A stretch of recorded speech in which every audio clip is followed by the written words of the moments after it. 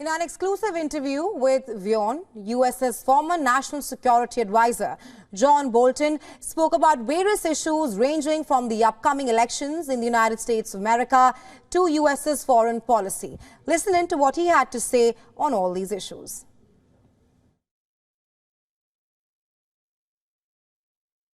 Well, I don't think it's entirely over. He still faces enormous legal difficulties. It's hard to know what the timing of the trials may be. But I think Nikki Haley is entitled to continue to contest it. I think she could be a rallying point for a lot of Republicans who don't want Trump to be the nominee. And fate may yet intervene. I'm not sure on the other side, for example, that Joe Biden will be the Democratic nominee. Now, I will grant you, however, if you had to decide right now, it probably would be Trump and it probably would be Biden. But as the saying goes, it's never over until it's over. Well, I'm very worried about what a second Donald Trump term would bring. I think he did damage both internationally and domestically to the U.S. in his first term. I think that damage was repairable, and I think a lot of it has been repaired. But in a second term, he could bring more damage that would not be repairable. People need to understand Trump doesn't have an overall philosophy.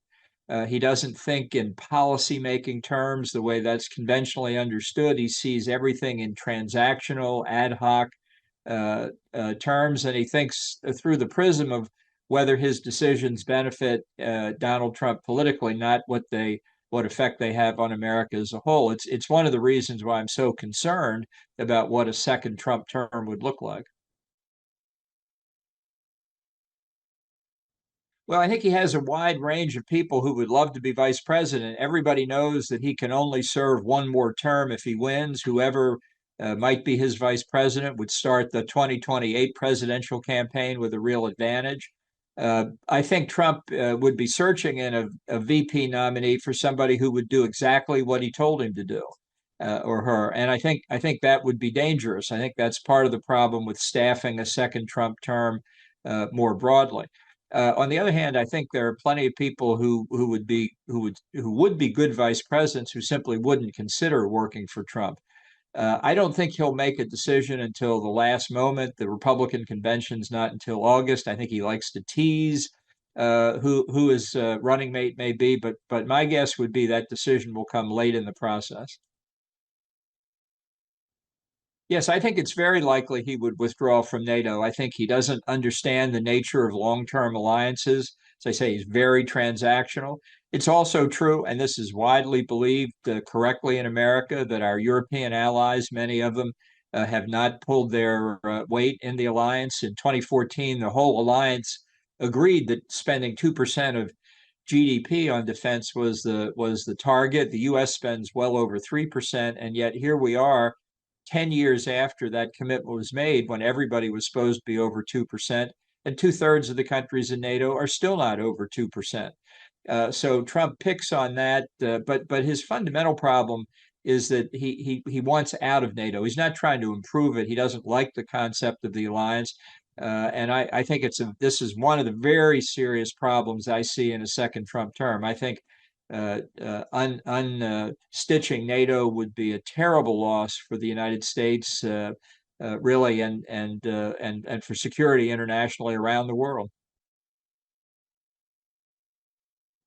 No, I think the Biden administration is handling it very badly, in part because it really is a wider war. This is not just Hamas attacking Israel. This is, I think, controlled by the mullahs in Tehran through their proxies, the terrorist groups, the Houthis in Yemen, who are closing the Red Sea and the Suez Canal to international maritime traffic. Hamas, obviously, against Israel. Hezbollah in Lebanon and Syria attacking northern Israel, and Shia militia groups in Syria and Iraq at Iran's instigation, attacking U.S.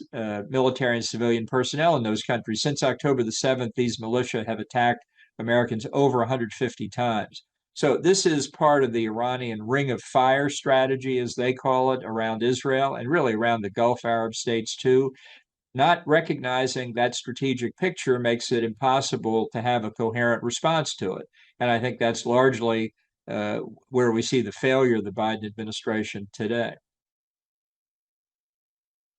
Well, right now, I think the U.S. position is so weak that even the Houthis in Yemen are not deterred by the United States. That's a pretty remarkable statement. Even after joint strikes with the United Kingdom on Houthi launch positions in Yemen, they're still attacking commercial traffic in the Red Sea. So until you establish conditions of deterrence, not just against these terrorist proxy groups, but against the source, against Iran itself, I don't think you're going to see peace and security in the region. And we haven't done anything near extensive enough. I just point out one other thing, as you say, there's a war in Ukraine now because of Russia's unprovoked aggression. There's the situation in the Middle East. If I were in Beijing right now, I'd be saying America's attention is really strained already. Two conflicts underway, a presidential election underway. Where along India's the long Indo-Pacific periphery of China could we in Beijing take advantage of America being distracted? And I don't know whether it would be with respect to Taiwan or something in the South China Sea or something along the line of control with India. But I would watch Beijing very carefully here. Well, I think this shows why Trump is delusional. He has said, for example, on Ukraine, he'd get Zelensky and Putin in a room together and they'd solve the problem in 24 hours. Nobody believes that except Donald Trump, and maybe even he doesn't believe it. It's easy to say this would happen or that would happen or would not happen when you're not in office. But I think Trump is so incapable of looking at the bigger strategic picture that we would be in a very dangerous, uncertain, and potentially chaotic world, given all the threats that are out there. This is a hostile environment. I think we're in a new phase of international relations because of the China-Russia axis that's been forming. It has its outriders in countries like North Korea, Iran, Belarus, perhaps others. Taking the kind of isolationist posture that Trump has from time to time, I think is very damaging to the United States, but also to its friends and allies around the world. Well, I think if the U.S. were to withdraw from NATO, NATO would effectively collapse as a military alliance. Uh, God bless the Europeans, but they would not be able to put together anything comparable. And I think it is a self-inflicted wound by the United States, not recognizing, as Trump does not recognize, that withdrawing America's presence from the world doesn't make the world more peaceful. It makes it more chaotic because by creating a vacuum, you're inviting adversaries to take advantage of it. So it would not be an evidence of American decline. It would be evidence of an incredibly foolish policy. As I say, really a self-inflicted wound. Well, it should play a much larger role in the election than it has so far because the issues are so important. Right now, the focus and the reason this is getting distorted is disagreement over the policy with illegal immigrants coming across the Mexican border, which the Biden administration has not handled at all well, and which many people are dissatisfied with. This is a significant issue. I'm afraid it's begun to complicate aid to Ukraine, aid to Israel, and really focus on a whole range of international issues. Well, I think inevitably it will come. I think it's very unsatisfactory to a huge number of Americans. There are polls that show 70% of the population do not want a Trump versus Biden rematch. And yet, right now, that looks to be the direction we're headed in. So I think people are very dissatisfied with this. As I've said, I don't think either Biden or Trump are fit to be president for a variety of reasons. And it's unfortunate for the country that this appears to be the choice that the voters will have.